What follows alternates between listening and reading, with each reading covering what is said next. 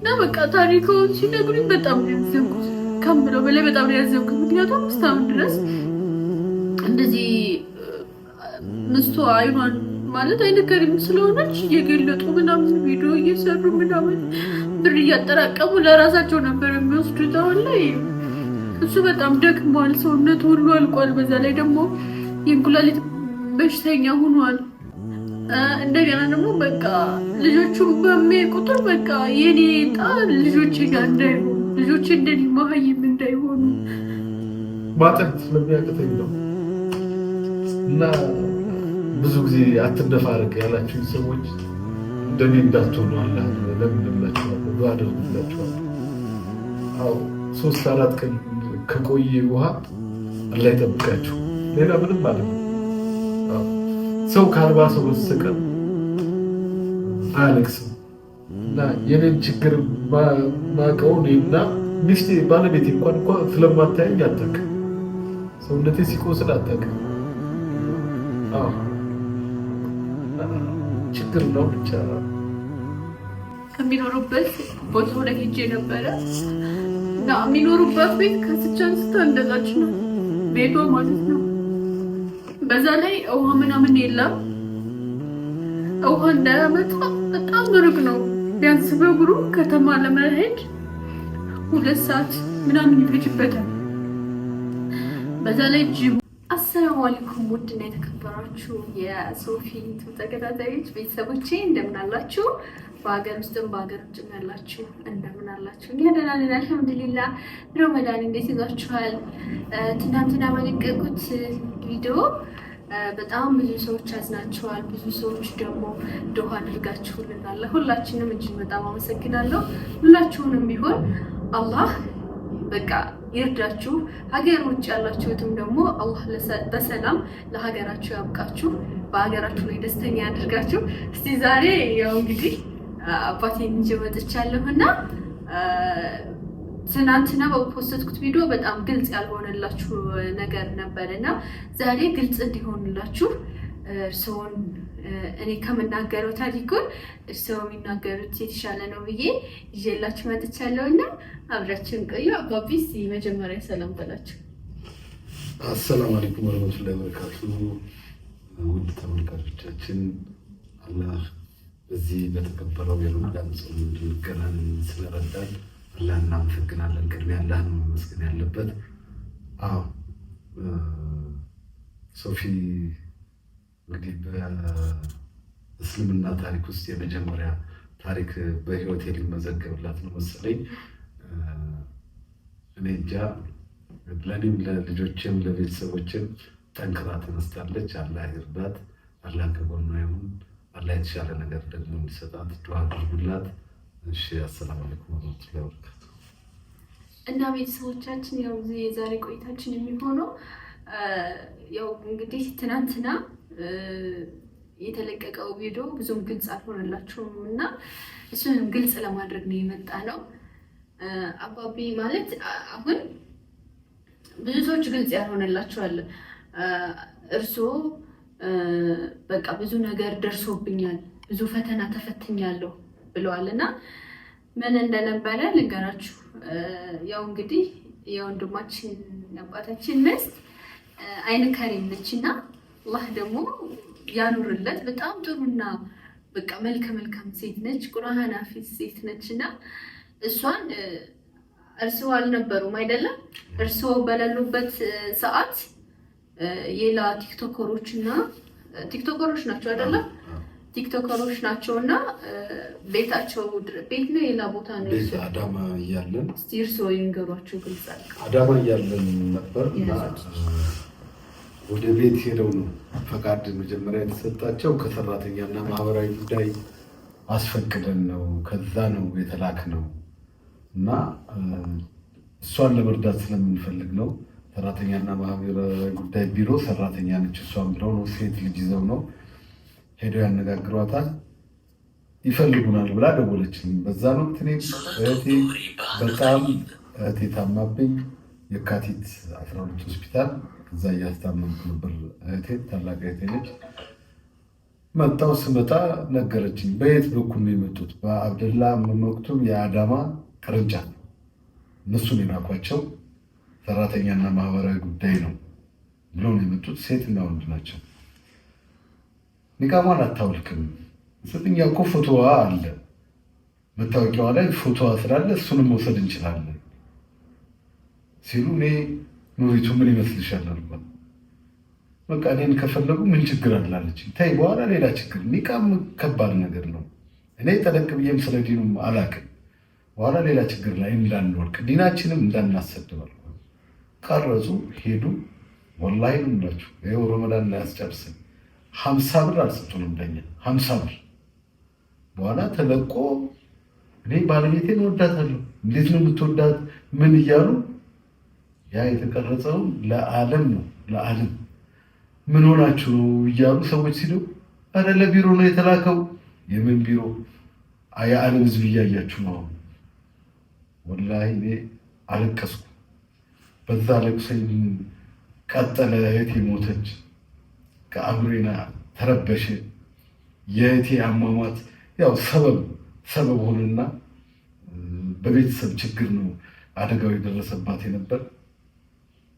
ይሄን ሁሉ ችግር ተጋፍጬ እህቴም ተደብድባ ነው የሞተች። ስትሞትም በሌላ በውጭ ሰው አይደለም በራሷ በአንድ ልጇ አንድ ልጅ ያላት ያው ሁሉ አእምሮዬን እየረበሸኝ ነበር በወቅቱ። በአንድ ልጇ ተደብድባ ስለሞተች ያው ሁሉ አእምሮዬን ረብሾታል። አላውቅም። በዚህ አጋጣሚ ገብተው እንደዚህ ያደረጉኝ ዓለም ህዝብ አዘነ። ይቅርታ እንዳልጠይቅ እንኳን እኔ ዩቲዩብ ሰዎችን አላውቅም ምን አለ። አሁን ደግሞ ቆይተው ያን ለጥፈው አዘኑብኝ። ሙስሊሙ ህብረተሰብ በጣም አዘነብኝ እና እኔ አንዳንዴ የሙስሊሙን እንትን ሳይ እንባዬ ይመጣል። ትችትና እንትን የሚመጣው ምንድን ነው የሰው የሚያለቅስ ይሉኛል። አዎ ያስለቅሰኛል። ባልሰራሁበት ባላደረግኩት ነገር ስሜ ጠፍቶ ነው ወይስ ጀነት ጠባብ ነች እነሱ ሊያስገቡት የፈለጉ ሰው አለ ወይ? ልቀቅላቸውና ዘመዳቸውን ያስገቡበት ጀነት እላለሁ። እኔ ደግሞ ነፍሴን አሳልፌ ለእንትን አልሰጥም፣ ለእሳት አልሰጥም፣ አልወጣም፣ አልለቅም። ከጨለማ ወደ ብርሃን አላህ ጠርቶኛል። ሰዎች ሊያሰናክሉኝ አይገባም። በዚህ መልኩ በጣም እየተፈተንኩ ነው። ወላሂ እንደዚህ ብሎ የጠየቀኝ ሰው የለም። ምንድን ነው ብሎ የጠየቀኝ ሰው የለም። የት ነው ያላችሁ ብሎ የጠየቀኝ ሰው የለም። ሰዎች በየቦታው ስሜን ያጠፋሉ። እኔ ለልመናም አይደለም ይችን አይነት ስውር ያገባሁት። እኔ እኮ ጥሩ ንብረት እያለኝ ነው እዛው ከተማ ላይ ይችን ልጅም ሳገባት ቁርስ ቤት ነበረኝ። መዝሙር ቤቴውን ወደ ጥገና ቤት ቀይሬ መስራት እችላለሁ። ነገር ግን አካባቢው እኔ የሰለምኩበት አካባቢ መጽሐፍ ቅዱስ ምን ይላል? ነቢይ ባደገበትና በተወለደበት ቦታ አይከበርም ስለሚል እኔ እዛ ቦታ ለማስተማርም አቅሙም ችሎታውም ሁኔታዎችም ስለማይመቻቹልኝ ንብረቴን ትቼ ነው የወጣሁት። ሶፊያ ወላሂ እውነቴን ነው እንጂ ዱንያ ፍለጋ አይደለም። ከፍለው የሚያስተዳድሩን ሰዎች ናቸው። ቤት ቀለባችን የሚገዙልን ሰዎች ናቸው። ስራ ቅጠሩኝ እኔ መስራት እችላለሁ እላቸዋለሁ። አትቀጠርም። አንተ ይችን ትንሽ ስለ መጽሐፍ ቅዱስ ሴንት ስላለ ዳዋ እያደረግ ይችን ልጅ መካድም ቀላል ነገር አይደለም። ይችን ልጅ ካድም እያሉ ይኸው እስካሁን አለሁ። አልሐምዱሊላህ። ምን በላህ ምን ጠጣህ የሚለኝ ሰው የለም። አሁን ደግሞ እዚህ ቤት መጥቼ ይሄ የማይሆን ቦታ ጫካ ውስጥ ሆኜ የት ነው ያለኸው ያለኝ ሰው የለም። ወላሂ አላህ አሳሰበሽ፣ አላህ ወደ እኔ መራሽና አንቺም ልትዘይሪን ስትመጪ ወላሂ የመጀመሪያው እንደነዛ ሰዎች እንዳይሆን ነው ያልኩሽ። እንደነዛ ሰዎች አደራ እንዳይሆን አልኩሽ። ጭራሽ ለሊትም ደውለሽ ቀንም እየደወልሽ እንትን ስትይ ምንድን ነው ይቺ ልጅ ለእኔ ይህን ያህል በቃ ትኩረት ሰጣ። እኔ ወላሂ እውነቴን ነው የምልሽ ቁርአኑና ሙስሊሙ ተለያይቷል እያልኩ ነው እኔ ዳዋም አድርገው ተለያይተናል። ስለዚህ አሁን ደግሞ አንቺንና ከአንቺ ጋር ያሉትን ሰዎች ሳይ ለካ ከሙስሊሞች ትንሽ ወደ አላህ የተጠጋን ሰዎች አለን እንዴ እስከ ማለት ደረጃ እየደረስኩ ነው። አላህ ጀዛሽን ይክፈል ሶፊያ። እኔ ምንም አይደለም። አሁን ከዚህ በኋላ አላህን የምለምነው እንዳላለቅስ ነው፣ እምባዬ እንዳይወጣ፣ ሰዎችን እንዳይተቹ። የሰው ልጅ አንድ ነገር ካልባሰ በስተቀር እምባ አይወጣም። ውጣ ብትይው አይወጣም። ሰው መስጠት ካላህ ካልተሰጠ በስተቀር አንድ ብር አውጥቶ ለሰው አይሰጥም። ለመስጠት መሰጠት ይፈልጋል። ከማን ከአላህ መሰጠት ይፈልጋል። እንባ ደግሞ ዝም ብሎ አይወርድም። አንድ ነገር ሆድሽ ውስጥ ሲገባ ነው ወይ በደስታ ወይ በሀዘን ነው ልታለቅሽ የሚገባው። ስላንቺ ሰምቼም አላውቅም አልሰማሁም። ግን አልሐምዱሊላህ ድሮ በክርስትና ህይወት እያለሁ አንዳንድ ትምህርቶችን ተምሬ ስለነበረ የስነ ልቦና ትምህርት ምንም አልሐምዱሊላህ ውስጥሽ ስትታይ ቅንሽ አላህ ይጨምርልሽ፣ አላህ ደግሞ ይጠብቅሽ። እንደኔ ትቸኩያለሽ፣ አላህ ትዕግስቱን ይስጥሽ። ፈተና ወላሂ ተፈትኛለሁ። አላህ ደግሞ ፈተናዬን በቃ ይበለኝ። ፈተና ጥሩ ነው ይሉኛል፣ ግን አሁን ኦፕሬሽኑ ነኝ 1 ኪሎ ሽንኩርት መያዝ አልችልም። ምን አላህ ምን ሊያደርገኝ እንደፈለገ አላውቅም። ጎዳና ላይ ወጥቼ ዳዋ እንዳደርግ ይገፋፋኛል እና መጽሐፍ ቅዱስ መጽሐፎች ይዤ እወጣለሁ። ያመኛል። አሁን ራሴን ችዬ መንቀሳቀስ አልችልም፣ እንኳን መጽሐፍ ተሸክሜ። እና ኡስታዝ ኡመር አርሲ የሚባሉ አሉ፣ ይጽፋሉ፣ እኔም እጽፋለሁ። የእነሱን ኪታብ እያዞርኩ እሸጣለሁ። እነሱ 5 ብር እና 10 ብር ካሰቡልኝ ለእኔ በጣም ትልቅ ብር ነው። 100 መጽሐፍ ብሸከም ያ እኔን አያሳክመኝም እኮ 100 መጽሐፍ። ግን 100 ብር ባገኝ ለልጆቼ ድንች ገዝቼ ብገባ፣ ሽምብራ ገዝቼ ብገባ የሚለውን ነው። እና ሶፊያ እንጃ መጀመሪያም ቃለ መጠይቅ ያደረገችልኝ ሶፊያ ነች። በዛ በቲክቶሮች የተነሳ ትንሽ ሳትቀየመኝ አልቀረችም። አልሐምዱሊላህ የኔን ልጅ አቅፋ ግን አላህ ልጅ ሰጥቷታል። ሰበብ ሆኗል የኔ ልጅ እና አልሐምዱሊላህ ለሶፊያም አላህ ጀዛዋን ይክፈል። በጣም የመጀመሪያ ለአንቺም ሰበብ የሆነች እሷ ነች። ሁለተኛ ደግሞ አሁን ሶፊያ ተቀበለች። አልሐምዱሊላህ ከሶፊያዎች አልወጣሁም። አልሐምዱሊላህ ያው ቤተሰቦች እንግዲህ እንደሰማችሁት ነውና ማለት በቃ አንዳንዴ የሆነ ፈጣሪያቸውን የማይፈሩ ልጆች አሉና ያው እንግዲህ እርስዎ የሚኖሩት በረሃ ላይ ነው የሚኖሩት። አሁን ላይ ከአዲስ አበባ ወጣ ብሎ በረሃ ላይ ነው። በጣም የሚያስፈራ ሰፈር ነው። ጅብ ምናምን ያለበት እንደገና ደግሞ የሆነ ቻይናዎችም ይበሉታል። እንደ ጅብ አይነት አየሁ ባለፈው አሳማ እንደነዚህ አይነት የሚኖሩበት ሰፈር ነው የሚኖሩት እና እርስዎ በሌሉበት ምስቱን ቲክቶከሮች ናቸው እና ቤታቸው ጋር ሄደው የሆነ ቦታ ትፈልጊያለሽ ምናምን ብለው ኒቃቧን በግዴታ ኒቃቧን አስወልቀው ቪዲዮ ምናምን ሰርተው ቲክቶክ ላይ ፖስት አደረጉ ማለት ነው። ቲክቶክ ላይ ፖስት አድርገው ሲፖስቱ ደግሞ ሃሽታግ ያደረጉት እስልምናቸውን ቀይረዋል ብለው ነው በማያውቁበት፣ እርስዎም በማያውቅበት ምስቱም ደግሞ በማታውቅበት እና በጣም ብዙ ሙስሊም እህቶቻቸው ወንድሞቻቸውም እንዲቀየሟቸው አድርገዋቸዋል እና መጀመሪያ ከመቀየማችሁ በፊት ስላሉበት ነገር ሄዳችሁ ማየት ይኖርባችሁ ነበረ። አንደኛ እሱ አታይም፣ ካላየች ጥሩ ይሁን መጥፎ ምን ታውቃለች? ሴትና ወንድ ሆኖ ነው መተው እንደዚህ ፈልገንሽ ነው። እነሱ ደግሞ በጣም ችግር ውስጥ ላይ ነው ያሉት።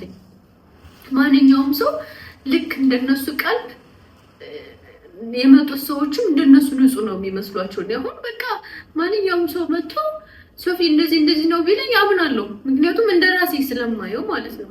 እሷም ደግሞ እንደራሷ አይታው ሂጃባን የገለጠችበትን ሙሉ ነገር ቪዲዮ ይዟት ቲክቶክ ላይ ፖስተው ስማቸውን ሲያጠፉ ነበረ። መቼ ነው? ቅርብ ታይም ነው።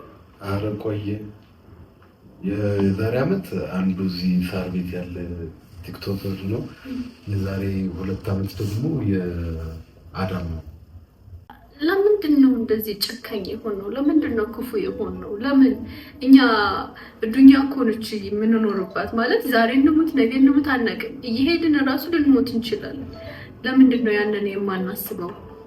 አላውቅም። አሁን እርስዎን ባለፈው ሲሄድ በቃ የሆነ ቆርጬው ነው እንጂ በጣም ነው ያለቀስኩት። በጣም ነው የተሰማኝ። የሆነ በቃ በሱ ቦታ ላይ አባቴን ነው የሳልኩት። ለመናገር ማለት ለልጆቹ ለትዳሩ በቃ ብሎ ምን ያህል መስዋዕትነት እየከፈለ እንዳለ ብታውቁ፣ በታችሁ ያለበትን አካባቢ ብትዘይሩ። ብዙ ሶሻል ሚዲያ ላይ ቀርቧል። የተወሰነ ገንዘብ በተዋጣለት ግን ግማሾቹም ገንዘቡን የተሰበሰበውን አልሰጡትም። ግማሾቹም ደግሞ በረሃ ላይ ነው ቤት የገዙለት። ካርታና ብላን የሌለው ቤት ነው የተገዛለት። ለምን ማለት የሆነ በቃ አባት የላችሁ እንደ ራሳችሁ ብታስቡ ኑሮ እንደዛ ተቸግሩ እንደዛ ምስቱ እሱ እኮ ጀነትን አገኛለሁ ብሎ መሰለ አይነ ከሪም የሆነችው ልጅ ያገባት አይደለም። መጀመሪያ ላይ እንደኛም ነበረ፣ ወጣት ነበረ፣ ቆንጆ ነበረ፣ ከፈለገበት ቦታ ተንቀሳቅሶ ሰርቶ የሚበላ ሰው ነበረ። እኛ ደግሞ ዛሬ አለን ብለን እንትን ማለት የለብንም ማለት ባለን ነገር መኩራት የለብንም። ምክንያቱም ጠፊ ነው የሰው ልጅ። እኔ አባቴ ምን ይለኛል? መልክና ገንዘብ ጠፊ ነው ይላል። መልክ አለን ብላችሁ እንዳትኩራሩ፣ ገንዘብም አለን ብላችሁ እንዳትኩራሩ። የቻላችሁትን በቻላችሁት አቅም የራበን ሰው ብሉ ነው የሚለኝ። ወላሂ አባቴ ከህፃነት የጀመረው እንደዚህ ነበር የሚለኝና አሁን እሱ በጣም እየታመመ ነው ያለው። እንኩላሊት እያመመው ነው። ይሄ ደግሞ ይሄ በሽታ ሊመጣበት የቻለበት ምክንያት ደግሞ የሚኖርበት በጣም ገጠር ነው። አስቤዛ ለመግዛት በጣም ሩቅ ቦታ ነው የሚሄደው በእግሩ ማለት ነው። በጣም ሩቅ ቦታ፣ ምክንያቱም ታክሲ የለም፣ ምንም የለም። ቢኖር እንኳን ረጅም ቦታ ሄዶ እንኳን እዛ ቀጥሎ ያለውን ነገር በታክሲ ሊሄድ ቢል እንትን የለውም፣ ገቢ የለውም፣ ብር ምናምን የለውም። እና በቃ አላውቅም። ከቻለ እኔ በቃ ማለት እኔ አሁን ከካሜራ ጀርባ በጣም ሲያለቅስ ነበር ወላሂ። እና ሁለተኛ እኔ እንዲያለቅስ አልፈልግም። መጀመሪያ በፖስት ክላችሁ ቪዲዮ ላይ የሱን አካውንት አስቀምጬ ነበረ። በራሴ ራሱ ብር እንዲሰባሰብ አልፈለኩም። ምክንያቱም ልክ እንደዚህ እያቀረቡት በራሳቸው ሲያሰባስቡ ቆይተው ነው መጨረሻ ላይ ብሩን ምንም ነገር ሳይሰጡት ሚዲያውንም ተጠቅመውበት ምናምን። አሁን አንድ ቀን እሱን የጠየቀ ሰው የለም ማለት ነው። አንድ ቀን እሱ ደግሞ በጣም ህመም ላይ ነው ያለው። አሁንም ኩላሊት እያመመው ነው ያለው። እና በቃ ከቻለን አሁን ይሄ ወር የእዝነት ወር ነው አይደለም። ስለዚህ አሁን ቤቱ ካርታና ብላን የለውም። ከቻለ በቃ የቻልነውን አቅም ሁላችንም አሰባስበን ቤቱ ካርታና ብላን ብር ተሰጥቶ ሆነ ካርታና ብላን እንዲሰጣቸው ወይም ደግሞ ያ ቤት ተሽጦ በቃ አሪፍ ቦታ ላይ እንዲገቡ። ምክንያቱም አሁን እርሱ በጣም እየተፈተኑ ነው ያሉት፣ በጣም ከምለው በላይ። ከሱ በላይ ደግሞ ሚስቱ በጣም ታሳዝናለች። ማየት አችልም፣ መስራት አችልም። 2 ልጆች አሉ። ምግብ የሚሰራው እንጀራ የሚጋግረው ወጥ የሚሰራው እሱ ነው። እና አላውቅም ብቻ ከኔ የተሻላችሁ በጣም ትላልቅ ሰዎች በዲናችሁ በእውቀትም በምንም የምትወጡኝ ሰዎች ትኖራላችሁ ብዬ አስባለሁ። እናንተ እኔ አላውቅም የእናንተ ታናሽ በሆን ነው አይ ቲንክ። እና በጣም ነው ያዘንኩት። እስቲ አባቴ አካውንቱን ንገሩትና ስለሚያሞት ነገር ምናምን እናገር አሎ ታደለው አጋር ጁጌሳ ነው ባለው። ይሄው አካውንቴን ራሱ በደንብ እንዲታያችሁ። ወላሂ እቺ ልጅ አሁን በእድሜ ከኔ የምታንስ ልጅ ነች። አስተሳሰቧ፣ አመለካከቷ ከማንም ወላሂ እኔ አልገጠመኝም። ሴት ስለሆነች በሌላ በምንም ነገር እንትን እንዳትሉኝ። ወላሂ በጣም አእምሯ ትልቅ አእምሮ ያላት ልጅ ነች። ማንም ሰው እኔ እንደዚህ ቀርቦ ያናገረኝ የሙስሊም ሴት የለም። በቃ ባለቤቴን በስርዓት ቀርባ ነው ያናገረች፣ እኔን በስነ ስርዓት ቀርባ ነው ያናገረች። ስለኔ ያላት ጭንቀት እኔ ይሄ ነው ልላችሁ አልችልም። እኔንም ስታይ ቤተሰቦችንም ስታይ እንባዋ ነው የሚቀድማት። እኔን ብዙ ሰዎች አሁን ለምንድነው እንባ የሚቀድምህ? ምንድነው የሚያነባዝ ብሎ ምንድነው የሚያለቅስ? ምንድነው መነፋረቅ ያለኝ ሁሉ አለ። ወላሂ እውነቴን ነው የምነግራችሁ። እሷ ስለምንድን ነው የምታለቅሰው? ችግሬ ተረድታ ነው፣ ችግሬን አይታ ነው፣ ችግሬን ተመልክታ ነው። የሰው ችግር ሊገባን ይገባል። ከአሁን በፊት ከአሜሪካ ነው ተደውሎ ስልክ የተገዛልኝ። ስልክ ሲገዛልኝ ያ ስልክ መጽሐፍ ጽፍበታለሁ፣ ንጽጽር እሰራበታለሁ፣ ብዙ ነገር አደርግበት ነበር። እንግዲህ ያለው አለም ማን እንደሆነ ምንም እንደሆነ አላውቅም። ይሄ ጆሮዬ፣ አይኔ፣ ይሄ በቃ ምንድነው አንዳንዱ ሰው እንደሚስት ልትሆን ነው እንደ ይለኛል። አልሐምዱሊላህ አላህ ደግሞ አያደርግብኝም። ሊፈትነኝ ይችላል እንጂ እንደሚስቴ አያሳውረኝም። ካሳውረኝም ደግሞ አልሐምዱሊላህ ብዬ ነው የምቀበለው። ጆሮዬ አይሰማም። ይሄ ግማሽ አካሌ ፓራላይዝ ሆነ። በዛ ወቅት ሞባይል የተሰረኩኝ ሰዎች ሲደውሉ አያገኙኝም። ምን ሆኖ ነው ይሄ ሰውዬ? ይሄ የምንልክለት ገንዘብ አጠገበው እንዴ እስከመባል ደረጃ ደርሻለሁ። ወላሂ ነው የምላችሁ። እንግዲህ ምንም በማላውቀው ነገር ሞባይል ጠፍቶብኝ ነው። ክርስቲያን ነች ታናሽ እህቴ የጣለችውን ሞባይል አንስታ ሰጠችኝ። በዛ እየተናገርኩ ጆሮዬ ላይ ሁሉ ይፈነዳል እያልኩ በቀኝ ጆሮዬ ነው እንትን ምለው ማነጋግረው። ግራዬ አይሰማም፣ ይሞቃል። ሲሞቅ ደግሞ ይሄኛውን ያመኛል ብዬ ሞባይሉ እየሞቀ ይፈነዳብኝ እንደሆነ እያልኩ ድንጋይ አስቀይር ይሉኛል። ሲሄድ በቃ መከራዬን ሳይ አልሐምዱሊላህ አንድ ችግሬን የተረዳ ሰው ደውሎ በቃ ሞባይል ግዛ ብሎ ነው ይችን ሞባይል ደግሞ የገዛሁት። እኔ ሰዎች አንዳንዶች ከልብ ይረዱኛል፣ አንዳንዶች ደግሞ እንጃ ለምን እንደሆነ እኔ ወላሂ የእዝነት ዲን ነው ዲናችን። የምንከተላቸው ነቢዩ መሐመድ ሰለላሁ ዐለይሂ ወሰለም ደግሞ የእዝነት መሪ ናቸው። ወላሂ ነው የምላችሁ። እኔ እሳቸውን የማውቃቸው ወደ እስልምና ሻሃዳ ከመያዜ በፊት ነው። አልሐምዱሊላህ እንግዲህ በልጆቼ እስከ ምካስ ድረስ አላህ ይጠብቀኝ። እኔ ብዙ ጓደኞች አሉኝ፣ ከሙስሊም ብዙ ጓደኞች አሉኝ። ዛሬ እቺ ልጅ ተልካ የመጣች ከአላህ መሰለኝ። ሶፊያ ከአላህ ነው ተልካ የመጣችው። ብዙ ሰዎች ይቃወሙኛል። ለምንድን ነው አትበልም? ሰው ዝም ብሎ አላህ የሰው ችግር የለበትም። በግልጽ ወቁት ሙስሊሞች፣ አላህ የሰው ችግር የለበትም። ሰዎች ያው ሻሃዳ ቢይዙ ወደ እስልምና ቢመጡ ጥሩ ነው። ግን ነቢዩ መሐመድን ታመልካለህ እንዲ አሁንም ይሉኛል። እኔ ነቢዩ መሐመድን እንኳን አላመልክም፣ ነገር ግን ነቢዩ መሐመድን እከተላለሁ። አላህ እንደምንከር እንደዚህ የታመምክ እንዲያውቅ ብትታመም አላህ የሰጠኝ ፈተና ነው። ያን ፈተና ካላለፍኩ ደግሞ ዋጋ የለውም። አሁን የምኖርበት እንደተናገርሽው ጫካ ነው። እዛ ጫካ ወጥቼ ለመመለስ ራሱ አንድ ሰዓት ከሩብ ይፈጅብኛል። ከ1 ኪሎ በላይ ከያዝኩ ያመኛል። ምናልባት እንደው ዲነል እስልምና ስለማይፈቅድልኝ እንጂ ባሳያችሁ ደስ ይለኛል። ይሄ በኩል ይሄ አሁን ይሄው ያብጣል። አዎ የማልናገራቸው ብዙ ነገሮች አሉ። እንደዚህ እየቸገረ ነው እንዴ ትለኛለች እናቴ። አሁን ይሄን ዩቲዩብ ሰዎች ወስዶ ቢያሳዩት እንዲህ እየተቸገርክ ነው እንዴ ልጄ? ዛሬ ምናልባት ረመዳን ነው። እስቲ ችግሬን እቺ ልጅ ደግሞ ለኔ ስትል በጣም እየተጨናነቀች ስለሆነ ለአላህ ነው ችግርን መናገር። ለሰው ልጅ ችግርን ቢናገሩት ዋጋ የለውም።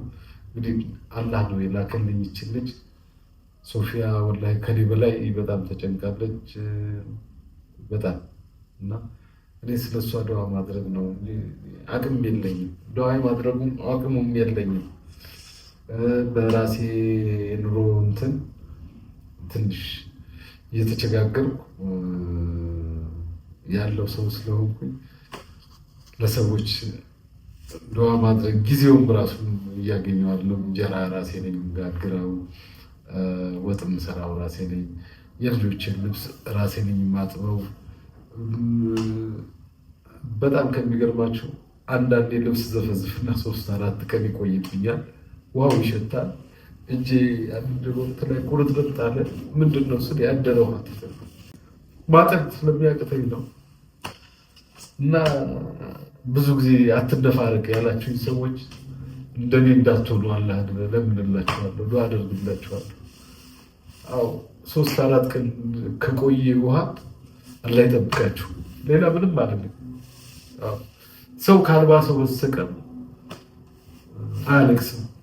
እና የኔን ችግር ማቀው እኔና ሚስቴ ባለቤቴ እንኳን ስለማታየኝ አታውቅም። ሰውነቴ ሲቆስል አታውቅም። ችግር ነው ብቻ።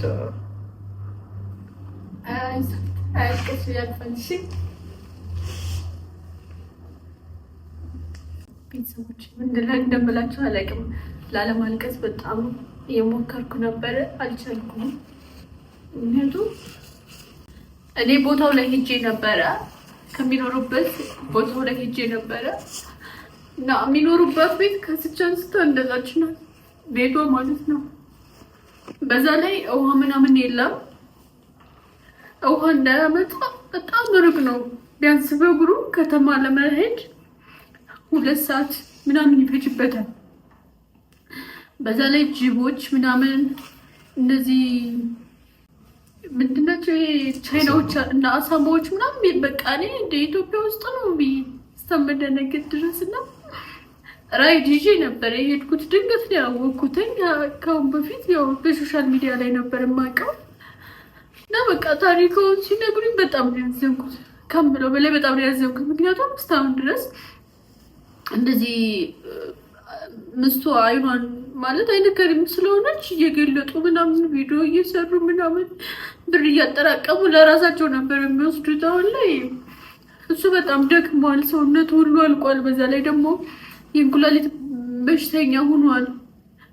እንደገና ደግሞ በቃ ልጆቹን በሚያይ ቁጥር በቃ የኔ ዕጣ ልጆቼ ጋር እንዳይሆኑ፣ ልጆቼ እንደኔ መሀይም እንዳይሆኑ በቃ ተምሮ አላህ በልጆቼ ካሰኝ ነው የሚለው እና የምር ሁላችሁም በቃ እየመጣችሁ ብታዩ የምሬ ነው የምላችሁ፣ በጣም ነው የሚያሳዝኑት። በጣም በቃ የሆነ በቃ ህይወት እስከሚያስጠላኝ ድረስ እኔ ለራሴ ዱንያ ነው ያስጠላኝ። በቃ እኛም ተፈተንን እንላለን። እኔ ለራሴ በጣም በቃ ለ5 ወር ለ4 ወር ያህል በጣም በቃ ሳለቅስ ነበረ። ሁላችሁም ታውቃላችሁና አንቺ አልቃሻ ትሉኝ ነበር አይደለም? እቺ ዝም ብላ ነው በየሄደችበት የምትነፋረቅ ትሉኝ ነበር። ግን የሰው ልጅ ካልከፈው፣ የሰው ልጅ ካልተበደለ፣ የሰው ልጅ በፈተና መሀል ካላለፈ ላልቅስ ቢል እንኳን እንባ አይመጣም።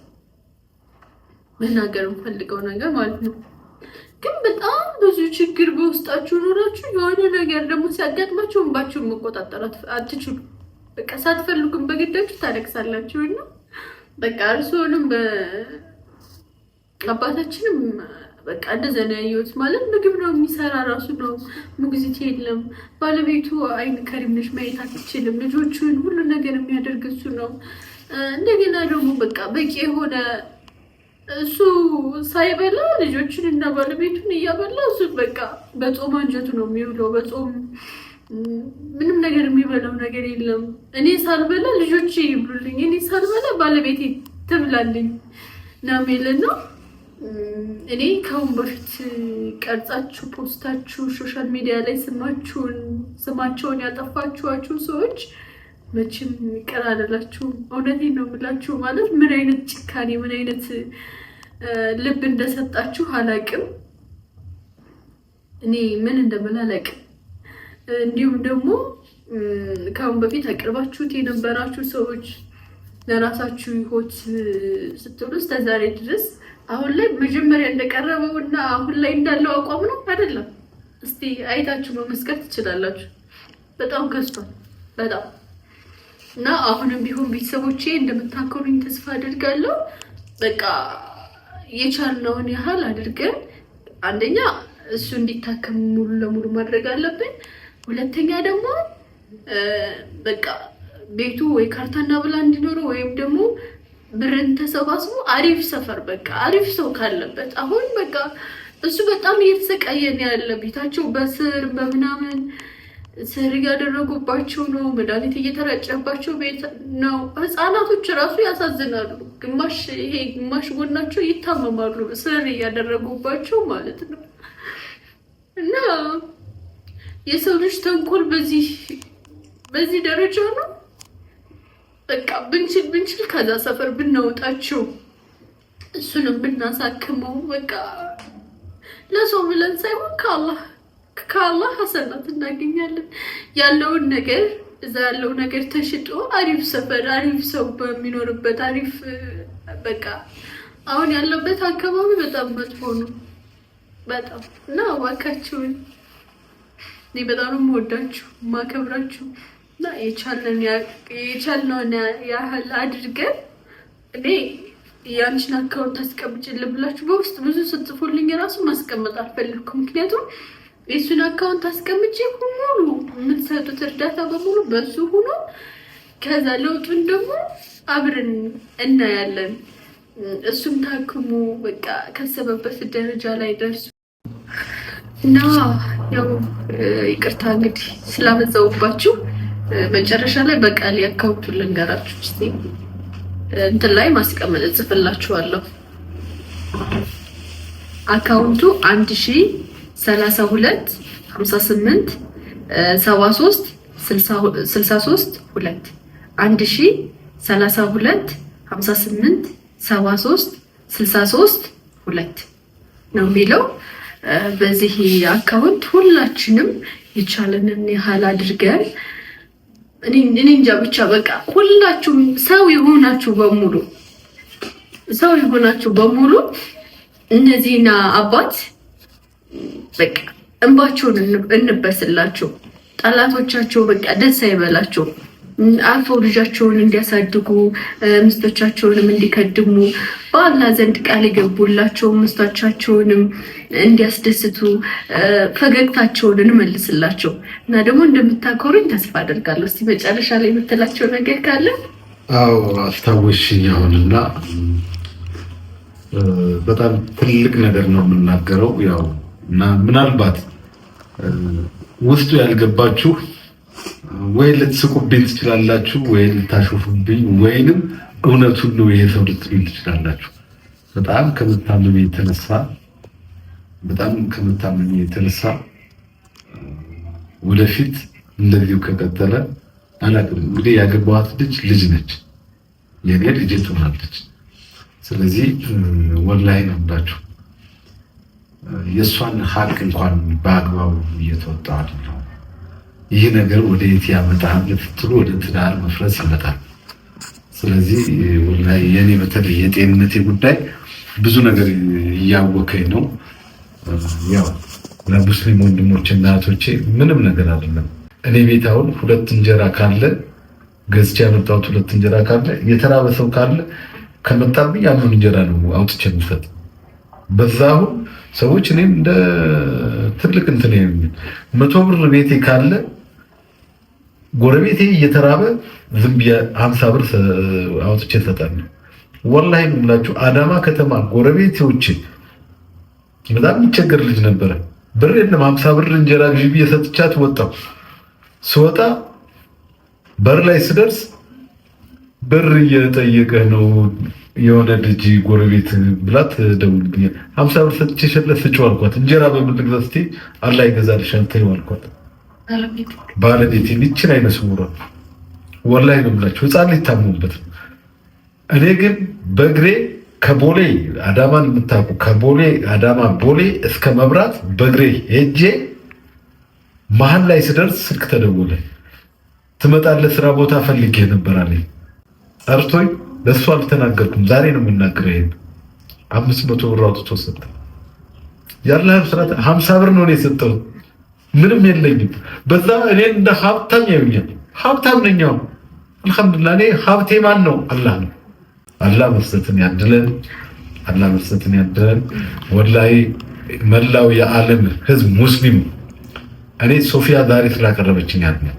እኔ ይሄ ነው ልላት እኔ እንጃ ያንሰኛል፣ መናገር ያቅተኛል ስለ ሶፊያ። በጣም የዋህ ጠንካራ ልጅ ናት። አላህ ያጠንክራት። ወርዷት። አመሰግናለን። እስቲ ዛሬ እኔ በቃ ዱዓ እንዲያደርጉልኝ ብዬ አንድ የገዛሁት ቁርአን ነበረና ረመዳን ወር ነው ወሩ ለብሶ ጾታ ልስጠውት